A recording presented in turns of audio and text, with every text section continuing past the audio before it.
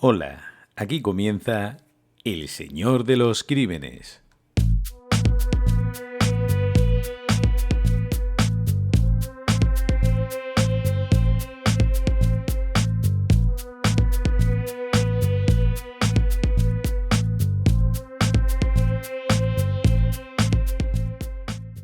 ¿Qué tal estás? Espero que muy bien. Muchas gracias por acudir a tu cita semanal veraniega con el Señor de los Crímenes. Tiene algo mágico esto de encontrarnos con estos calores y hoy vamos a empezar repasando el capítulo 21 de esta cuarta temporada. Hablábamos en ese capítulo de los crímenes de Morata de Tajuña en Madrid. Supongo que recuerdas bien lo sucedido. El 18 de enero de 2024, los cadáveres de 3 hermanos, 2 mujeres y un hombre, son encontrados en su vivienda de Morata de Tajuña. Han sido brutalmente golpeados y parece que además alguien ha intentado quemar los cuerpos. Tras el crimen hay una sorprendente estafa del amor. Como recordarás, fue detenido un pakistaní que había estado relacionado con ellos porque de alguna manera les había prestado un dinero para que las hermanas siguieran mandándoselo a los estafadores que estaban detrás de esas cuentas opacas de internet. Y aquí aprendíamos que como no andemos con cuidado nos pueden dar un buen golpe, porque todos somos vulnerables. Analizábamos este caso con el inspector de policía y portavoz de H50, Serafín Giraldo. Fíjate, después de 7 meses que estuvo en prisión, ese hombre sale de prisión y sale como un toro. Sale a buscar su dinero y a hacer pagar a los responsables de su ingreso en prisión. Con lo cual, fíjate, estudiando la escena del crimen, yo veo un ensañamiento, una frustración y un odio. Esos 3 factores. El ensañamiento por la violencia extrema con la que se practicó con las 2 mujeres y la víctima, la otra víctima, Pepe, golpeados, sobre todo las mujeres, ¿eh? Ojo, fíjate en ese detalle, interesantísimo, sobre todo las mujeres, las que él considera causantes de sus desgracias. También veo algo no planificado. Él sale de la cárcel y sale con esa obsesión. Cuando digo no planificado, yo estoy seguro que él lo que quería es, págame esto y vas a pagar por esto tú.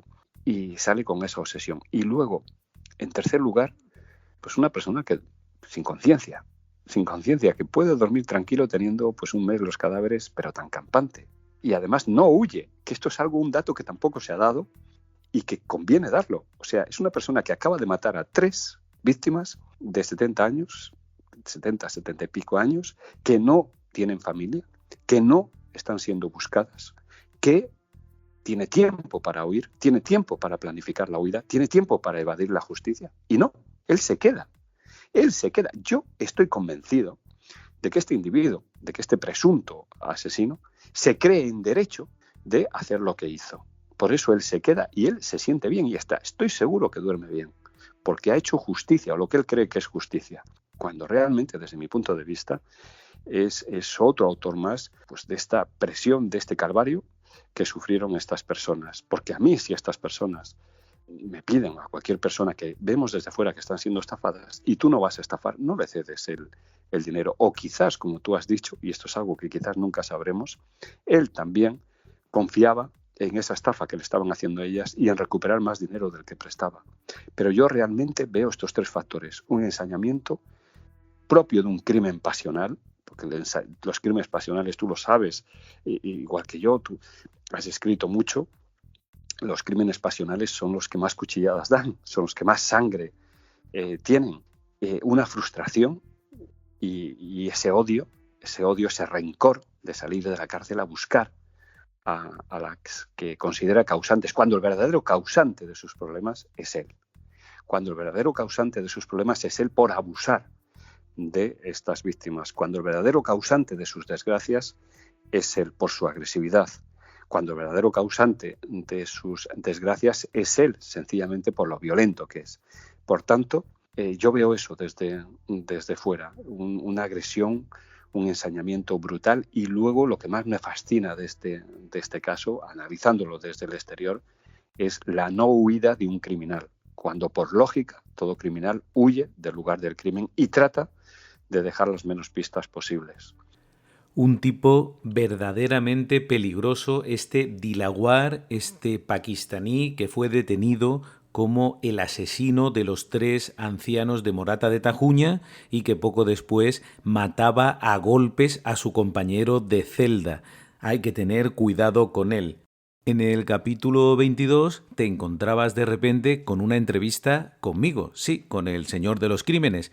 ¿Por qué no traer a este canal eso que me hacen en otros sitios, una entrevista con preguntas y respuestas, para que tú las tengas ahí a mano, no tengas que andar buscando por internet preguntas que me han podido hacer en otros medios de comunicación? Y para poder hacer una entrevista fluida contábamos con la mejor, Elena Miñambres, una periodista que sabía cómo sacarme la información. Recuperamos un pequeño fragmento. Y otro tema preocupante en este siglo XXI son los suicidios. Yo cuando empecé a estudiar el doctorado, tú lo sabes, me interesé por ese tema porque casi no tenemos noticias en los medios de comunicación. No sé si es por el efecto llamada, ¿no?, que dicen muchas veces que parece que si hablas de un suicidio se va a suicidar toda la sociedad, pero por esa regla de 3 pasaría igual en otros asuntos. ¿Qué está sucediendo? ¿Por qué mueren más de 5.000 personas al año? Es algo muy preocupante. Una de las cosas que a mí me llaman la atención es que siempre se ha dicho esto, del efecto Werther, de que cuando uno ve algo donde ocurre un suicidio, pues se produce esa reacción en cadena. Pero yo creo que lo que oculta es algo mucho más sencillo, y es que el suicidio mide claramente la felicidad de una sociedad. Si uno está hablando del suicidio, pues está demostrando que hay gente que no está atendida, que lo pasa mal, que prefiere dejar este mundo antes que seguir luchando, y esto habla muy mal de las personas que tienen que hacer que la sociedad sea equilibrada, que todo el mundo tenga la posibilidad de ser feliz. Entonces, se obvia y se dice que se hace precisamente para que haya menos suicidios. Lo cierto es que no hay menos suicidios. Al revés, está habiendo cada vez más. Y hay una cosa que también es muy dolorosa, y es que las personas que están en esa tesitura se sienten muy solas, porque incluso cuando dicen que tienen estas tendencias autolíticas, o cuando sugieren que quieren dejar este mundo, nadie las toma en serio.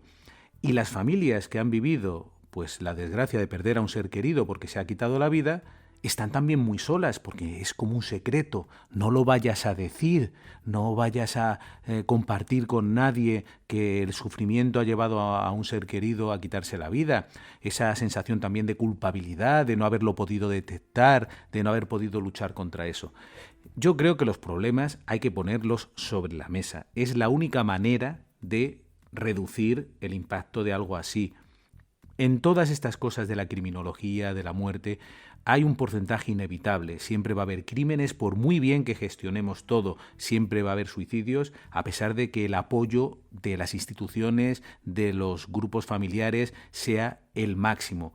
Pero, lógicamente, podemos reducir muchísimo las cifras y se puede ayudar mucho a las personas que lo están pasando mal. Ahora se habla con más libertad de la salud mental, se recomienda con muchísima más facilidad el acudir a especialistas. Antes era un tabú, y todo esto es positivo, sin ninguna duda, pero también tenemos que estar como sociedad un poco pendientes de esto, y en ese sentido yo creo que los periodistas deberían informar de lo que ocurre, de esas cifras de suicidio que van al alza, de casos que puedan servir como paradigma, de ejemplo a otras personas, y sobre todo transmitir la idea de que de todo se puede salir, de que hay sitios donde uno puede ir a pedir ayuda, en fin, todas estas cosas. Si no has tenido ocasión de escuchar la entrevista, te recomiendo que vayas a ese capítulo, al capítulo 22, y no te la pierdas, porque Elena está fantástica y yo, intento defenderme.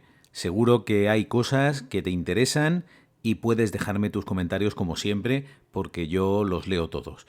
En el capítulo 23 hablábamos de nuevo con Paz Velasco de la Fuente, y en este caso tratábamos los copycat killers, ya sabes, esos asesinos que se fijan en otro o en otros asesinos y van repitiendo sus crímenes. Es un fenómeno realmente llamativo y que Paz nos explicaba de una manera muy didáctica.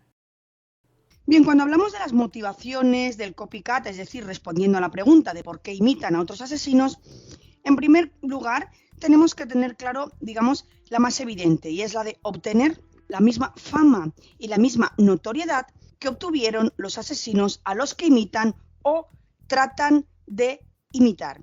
Ellos creen, por ejemplo, Heriberto Seda creyó erróneamente que al cometer unos crímenes muy similares a los de Zodiac, él terminaría saliendo en los medios de comunicación, su foto estaría en internet, puede que incluso llegaran a hacer una película, de hecho no es así.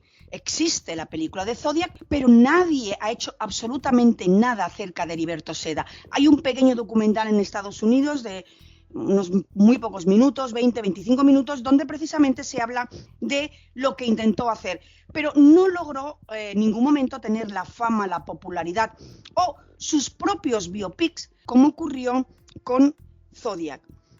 Pero fíjate, algunos asesinos múltiples, asesinos seriales o asesino múltiple en un solo acto, es decir, un asesino en masa, han sido elevados a la categoría de figuras míticas, estrellas, llegando incluso a crear fanatismo, fascinación y un estatus de inmortalidad. Esto es lo que buscaba Heriberto Seda. Siguiendo al gran Vicente Garrido, que siempre que puedo lo menciono porque nunca hay que olvidar de quién se aprende, Paco, él dice muchas veces que el asesino en serie lo que en última instancia busca es convertirse en otra persona, dejar de lado su propia identidad, su propia vida, su propio anonimato para convertirse en otra persona. Y eso es lo que trató de hacer Heriberto Seda.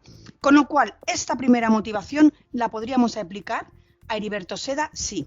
La segunda también, que es, la segunda motivación sería imitar o copiar los crímenes de un asesino porque forma parte de las fantasías de ese sujeto. Heriberto Seda fantaseaba con imitar a Zodiac y lo intentó, incluso imitó el enviar la carta, el número de víctimas, 12. Lo que ocurrió es que evidentemente Zodiac era una persona mucho más competente desde el punto de vista de la criminalidad, desde el punto de vista del asesinato, que Heriberto Seda, que falló en su primer intento de asesinato, dejó a la víctima con vida, con lo cual fue mucho más sencillo encontrarle y detenerle.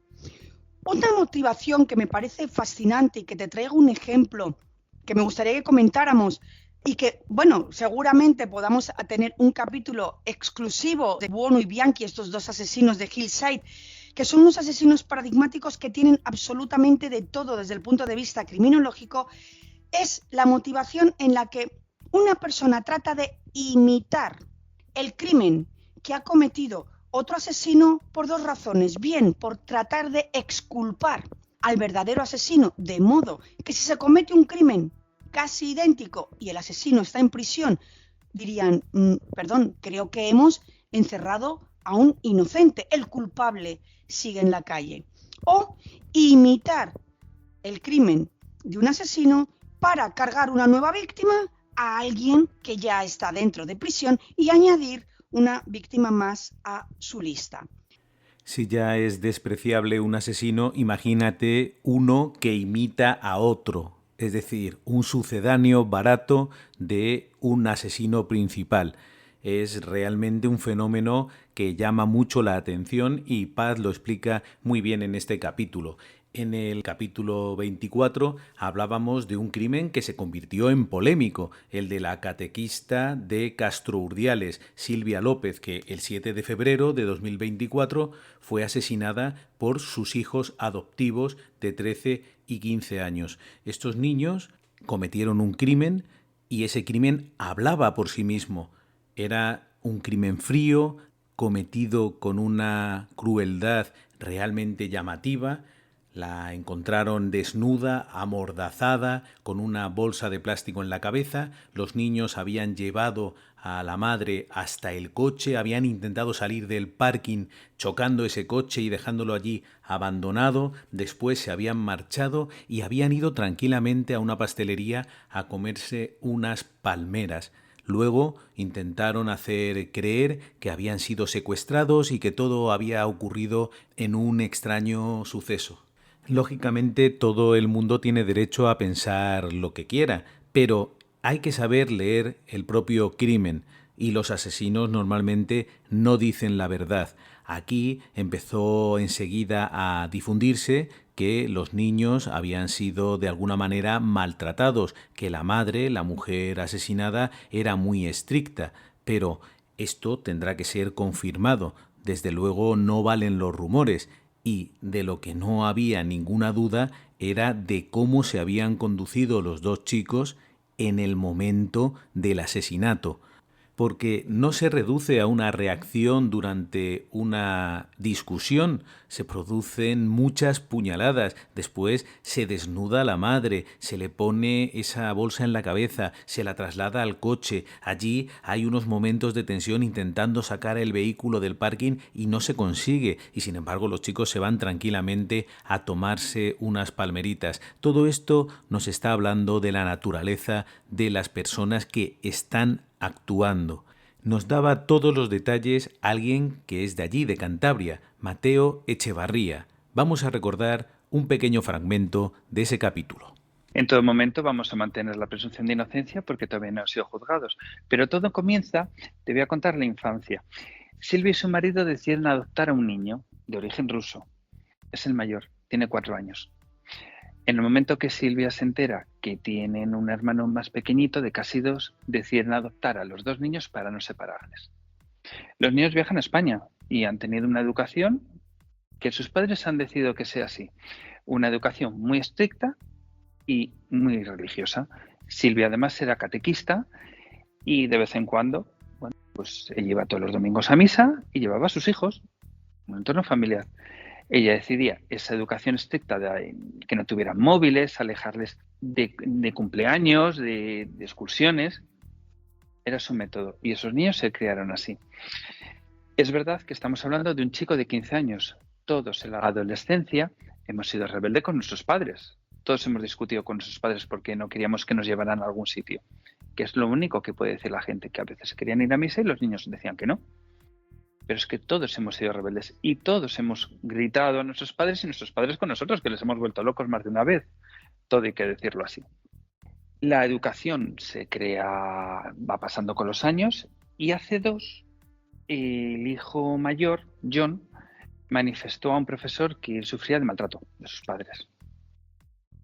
Este profesor, bueno, la comunidad educativa empezó una investigación, pero no quedó en nada porque preguntaron a los padres y los padres dijeron que aquí no pasaba nada, que sea una cosa de niños, y ahí se quedó. Nadie tomó más cartas en el asunto, porque a día de hoy sabemos que no constan denuncias ni ningún problema de malos tratos. Incluso la familia de Silvia, sus padres y hermanos, siguen diciendo que de malos tratos nada, que esa versión que está contando el chaval, que no es así. La cuestión, como te decía Paco, es que cuando los chicos son trasladados al hospital de Valdecilla, el hijo mayor empieza a contar al psiquiatra que la discusión comenzó el miércoles 7. Simplemente porque la madre había recibido una notificación por Alexa de unas notas bajas. Entonces la madre se enfureció y le empezó a decir, según cuenta él, que él no servía para nada y empezaron a discutir. Llevan al hermano pequeño a clases particulares de inglés y a las 5 de la tarde John va a buscar a su hermano. Cuando entran a casa, cuenta John en todo momento que su madre la arrincona en la cocina, le coge del cuello y le comienza a faltar el respeto. Entonces el hermano pequeño salta a la espalda de la madre, agarra los brazos, pierden el equilibrio, entonces John ve el cuchillo y empieza a asestarla una puñalada en el cuello. El ataque de ira es tan brutal que le da más puñaladas y cuando ve que hay sangre se asusta, decide poner una bolsa y limpiar la escena del crimen. Entre los dos hermanos bajan a su madre al coche. Las escaleras de cada casa hacia el garaje son individuales, también hay que decirlo, ¿eh? Por eso a lo mejor ningún vecino se pudo enterar de qué ocurrió. La bajan al coche e intentan una huida. ¿Qué ocurre? Ninguno de los dos tiene carne, no saben conducir, por lo cual a nada se estrellan. Entonces empiezan una huida a pie. El crimen siempre nos revela algo de la condición humana. Es difícil esconderse al actuar en un asesinato, y aquí podría haber, por supuesto, una educación demasiado estricta. Seguramente no estemos de acuerdo con cómo educaban a estos chicos, pero eso es un debate.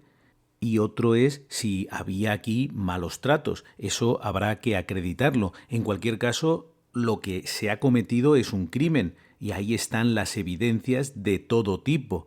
Y no se ve a unos chicos que reaccionan a muchos años de malos tratos, dos chicos asustadizos que se defienden de una agresión, sino a dos muchachos que, una vez apuñalada la madre, deciden ocultar el delito y además, durante ese proceso, pues no tienen ningún pudor en irse a tomar algo a una pastelería.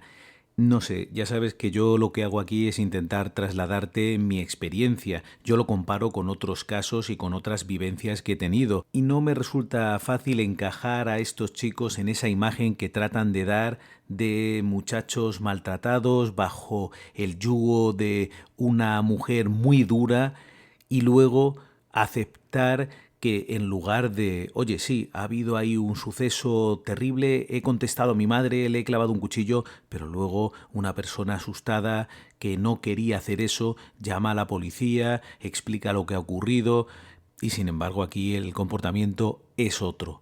Veremos qué deciden los jueces, especialmente en el caso del mayor de edad, porque el pequeño es inimputable.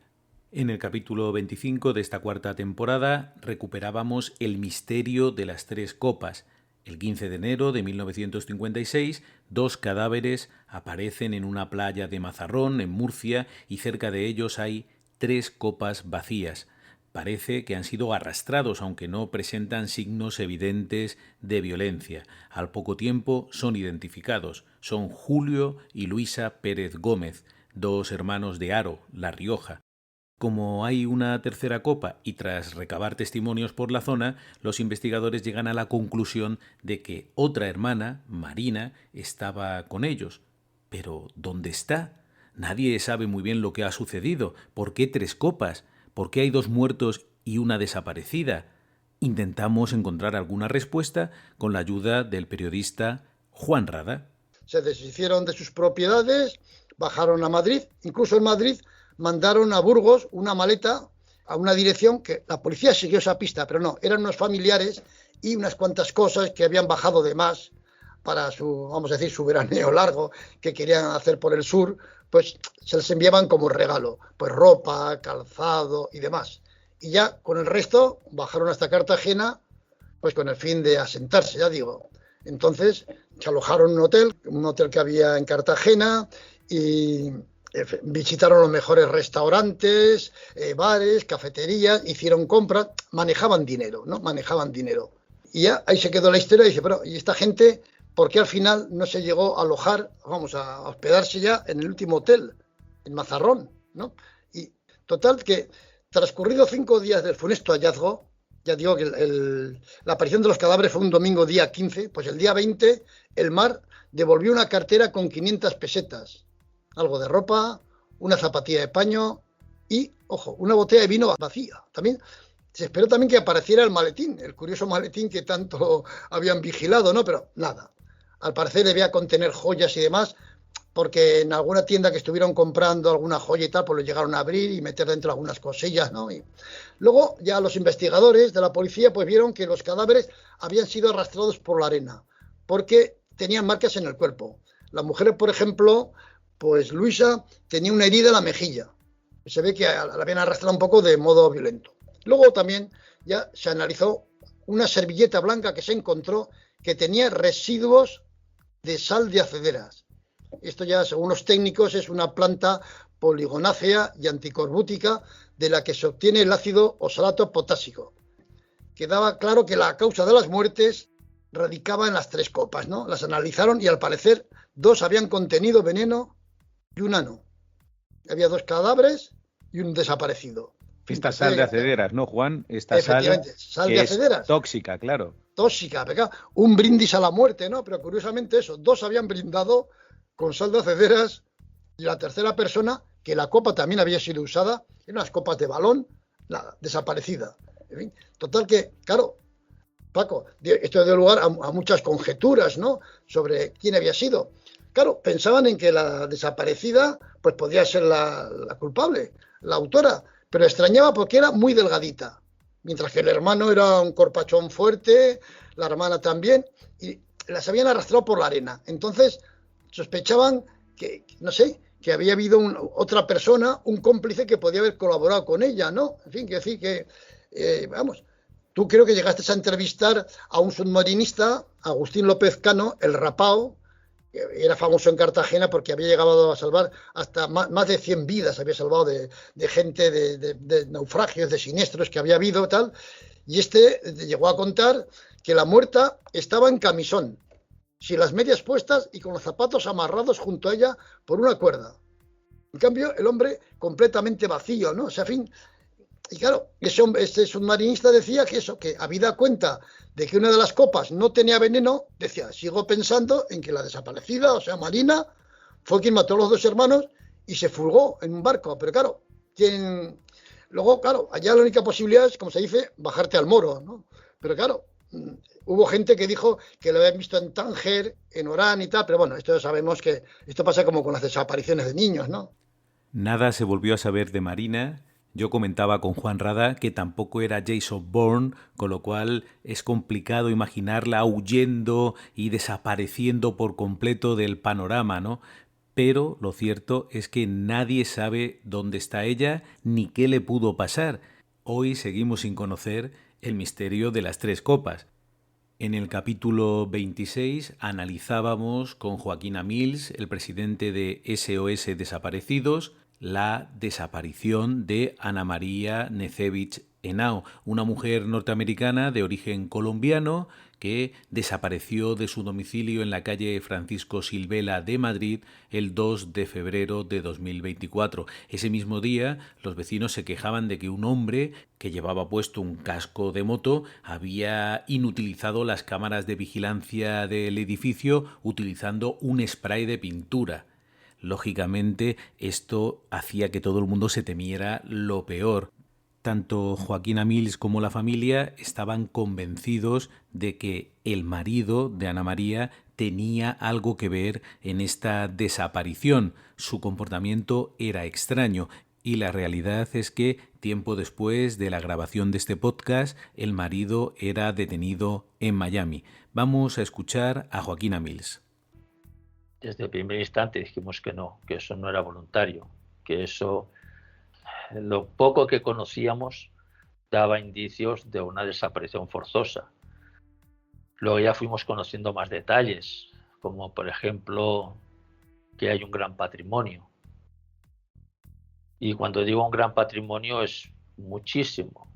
Con la parte del divorcio que le correspondía a Ana, ella manifestaba repetidas veces que podía vivir tranquilamente el resto de su vida, a pesar de que su idea era montar un negocio en Madrid y tener actividad. Ana María no sabía estar sin desarrollar su trabajo, sin estar activa. Luego, desde el primer momento, la familia intentó contactar con el esposo. Al principio no lo conseguían.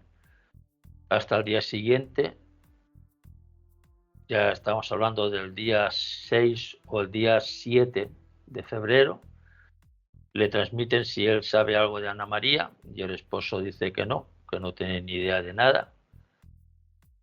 Le muestran los familiares desde Estados Unidos pues la inquietud de lo que están viviendo, de que ha desaparecido, que nadie sabe nada.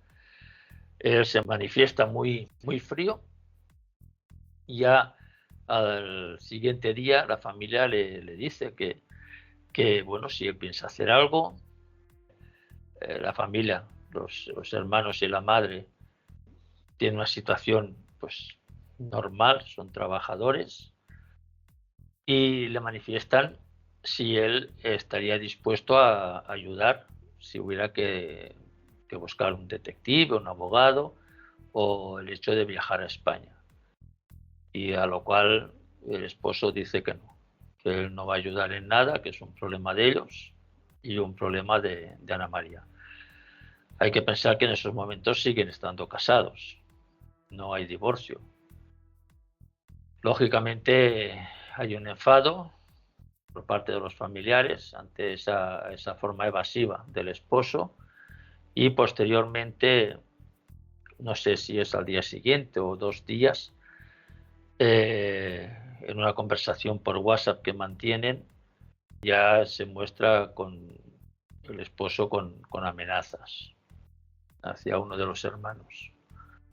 Es verdad que se estaban separando, pero la actitud del marido de Ana María era poco menos que incomprensible, y de hecho las pruebas han llevado a que lo detengan y sea acusado del presunto homicidio de esta mujer, que todavía no ha aparecido.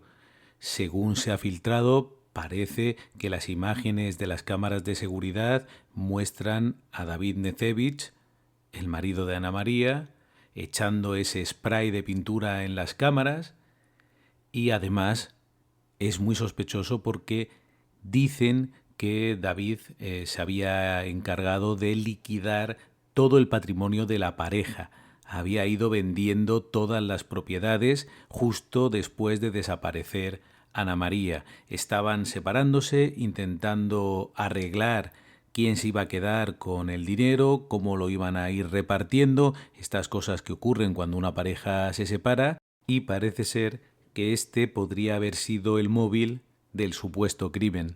Ya veremos qué deciden los jueces. En el capítulo 27 viajábamos hasta Galicia para recuperar la historia de los quemaviejas. Nos ayudaba nuestra amiga Natalia Monge. Esto en su momento fue un crimen sonadísimo, que tardó unos cuantos meses en descubrirse, pero que cuando se descubrió, y sobre todo durante el juicio, la prensa le dedicaba páginas y páginas, transcribiendo palabra por palabra todo lo que decía la defensa, lo que decía el fiscal, etcétera, lo que decían todos los testigos, y incluso pues la defensa en un momento dado habla de que es imposible que la quemasen en el horno, ¿no? Porque en el horno aparecen unos restos de grasa que, bueno, pues no se sabe muy bien si son de una persona o de un animal, que es la única prueba que hay, porque hay que decir que el cadáver de María Fernández de la Barrera no apareció nunca, ¿no? Y la defensa dice, bueno, es que es imposible porque en ese horno, para que un cuerpo del tamaño de esta mujer se pudiese arder hasta el punto de desaparecer, tendría que estar quemándose durante 60 horas. Bueno, no sabemos si 60 horas, pero desde luego tiene que estar mucho tiempo ardiendo para que quede reducido a cenizas y a grasa, y ese olor, desde luego, tuvo que llamar la atención de todo el pueblo. Digo siempre que el olor hizo cómplice a todo el pueblo, porque todo el mundo, muchísimos participaron. Triaba es una parroquia muy pequeña. Gran parte del pueblo participó en una especie de fuente ovejuna en la que uno puso el cinturón con el que la atraparon, el otro puso el palo con el que le dieron un golpe, el otro encendió el fuego, el otro puso la leña, el otro la echó en el horno, en fin, luego fue una mujer a recoger las cenizas, las tiró al río. Hay muchas personas implicadas, y lo que sabemos es que estas personas empezaron a contarlo en los días de feria, probablemente cuando habían bebido unas copas de más, y empezó a surgir el rumor. Entonces el pueblo lo sabía, aunque es cierto que durante el juicio todo el mundo, y esto también es una forma de complicidad, ¿no? Hubo muchos testigos del pueblo que negaron saber nada, por supuesto, que lo que dijeron es que, bueno, pues sí que se decía que ella había muerto, pero que no sabían absolutamente nada. Los propios acusados incluso negaron conocer a la asesinada, y es muy interesante leer las crónicas, las declaraciones de los testigos, porque sus testimonios se centran en poner a la mujer, bueno, pues dicen cosas como que Solo escuchar su nombre producía horror en todo el distrito, que si 9 lobas preñadas, cada una con 7 lobos, hubiesen entrado en Triabá y hubiese que mantener a todos estos lobos a costa del ganado del pueblo, no causaría más estragos de los que causó esta mujer, que había llevado a la ruina a muchas familias y a muchas casas que eran muy prósperas, y ella con sus litigios pues había conseguido ir quitándoles las tierras y las propiedades. Entonces, fíjate, ¿no? O sea, los testigos en lo que se centran es en decir que esta mujer, un poco casi como se lo merecía. De hecho, hay un alegato de la defensa muy curioso en el que, aparte de calificar a María de la Barrera como la representación exacta del genio del mal, pues hace un alegato diciendo que qué se va a hacer en estos lugares donde la justicia no llega, donde están tan aislados que ni siquiera hay guardia civil, y que en estos lugares tan despoblados cada cual tiene que defenderse a sí mismo, porque donde la sociedad no nos defiende, cabe el empleo de los medios naturales, textualmente en el alegato de la defensa, ¿no? Entonces, esto nos habla de, bueno, pues cierta connivencia, ¿no? Ante esas personas que rompen los acuerdos tácitos de la comunidad se puede cobrar la justicia por su mano. El 20 de septiembre de 1890 los vecinos se unieron para matar a esta mujer, y solo unos cuantos, una familia en concreto, han pasado a la historia como los Queimabellas. Es una historia realmente increíble. Y pasamos al siguiente capítulo, el 28. Invitábamos de nuevo a Paz Velasco de la Fuente, en este caso para que nos hablara de un asesino en serie muy reciente y que cometió unos crímenes espeluznantes. Pichuskin, el asesino del ajedrez. Evidentemente es una catarsis, es decir, escuchar a un sujeto decir, no, es que las víctimas que habéis encontrado en el parque no son las únicas, es que yo llevo matando desde el año 92, que fue mi primer crimen, después salté al año 2005 y todas estas personas han desaparecido, las tenéis que encontrar y lo peor aún, las tenéis que identificar y decir a sus familiares que llevan muertas años. ¿Por qué no lo habéis hecho antes? Preguntémonos también por qué cuando se denunciaba la desaparición de estas personas, la policía no lo investigaba. Pero eso es otra historia. ¿Cómo empieza la investigación? Una vez que Pichuskin es detenido, evidentemente acuden al lugar de los hechos, en este caso al parque Bishevsky, y se lleva a cabo la reconstrucción de los hechos con un maniquí. Es increíble lo perverso que llega a ser Alexander Pichuskin, porque reproduce centímetro a centímetro y paso a paso lo que ha ido haciendo con cada una de las víctimas. No solo cómo se acerca a ellas, a unas, por ejemplo, les contaba que su perro había muerto, que estaba de luto y que lo había enterrado en el parque, que si le acompañaba a beber por su perro, le acompañaban y evidentemente finalmente acababa con su vida. Sabía perfectamente, fijaros, dónde había asesinado a cada víctima, cómo la había asesinado y casi recordaba las fechas. Fueron 27 veces al parque y hay 40 horas de confesión. Aún así, no se pudo demostrar jamás que realmente asesinara a 61 personas. Solo se pudieron comprobar los 49 asesinatos. Ahora, algo que llamó extraordinariamente la atención de los investigadores fue la gran memoria de Alexander Pichuskin para saber dónde había matado a cada víctima. De hecho, encontraron restos cadavéricos de una víctima que ni siquiera la policía había encontrado y que él les llevó directamente al lugar del abandono del cadáver.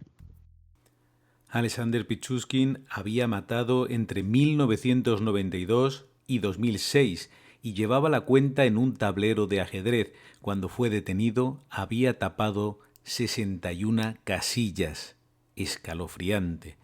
En el capítulo 29 hablábamos de Ochioleiro y el crimen de la maleta, un criminal reincidente que ya en 1988 había violado y matado a su abuela, que en 2004 mató a Alicia Rey, una amiga, en Alhama, Pontevedra, y en 2024 fue detenido por la muerte de una mujer que apareció dentro de una maleta.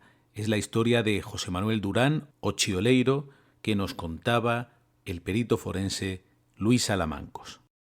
Realmente, si se cumpliera, si al final se le acaba relacionando con este último crimen, sí que ya estaríamos hablando de un asesino en serie, porque serían 3 ya los crímenes relacionados con José Manuel Durán González, alias Ochioleiro, que no olvidemos que realmente Ochioleiro, su alias, en castellano el chirrido, es por el tono de voz tan agudo que tiene este individuo. El modus operandi es coincidente, como bien has dicho, pues esta mujer creen que puede ser una persona que responda al nombre de Carmen, de nacionalidad española. Era una mujer menuda que convivía, pues estamos hablando a unos 80 metros escasos de donde se encontró la maleta, en una habitación de alquiler, en el número 83 de la calle Fragoso de Vigo. Y bueno, pues como bien comentas, el modus operandi vendría a ser el mismo, ¿no? Porque este hombre, que inició su carrera criminal cuando solo tenía 30 años, en marzo de 1988, cuando violó y mató a su abuela. La mató de una forma salvaje, con 16 puñaladas, y aparte, pues también le sacó los ojos. La pobre mujer, pues ya había sufrido agresiones sexuales de parte de este individuo cuando volvió de Suiza, y bueno, pues además de haberlo acogido allí, pues le pagó de esta forma. Después, en diciembre del 2004, mató a su novia, también con un cuchillo, y ahora pues estamos hablando de que esta persona, que podría ser Carmen, pues también ha muerto apuñalada. O sea que realmente el modus operandi pues es el mismo, efectivamente. Un hombre, Ochioleiro, que ha pasado más tiempo dentro de prisión que fuera, pero que cada vez que sale a la calle es un auténtico peligro.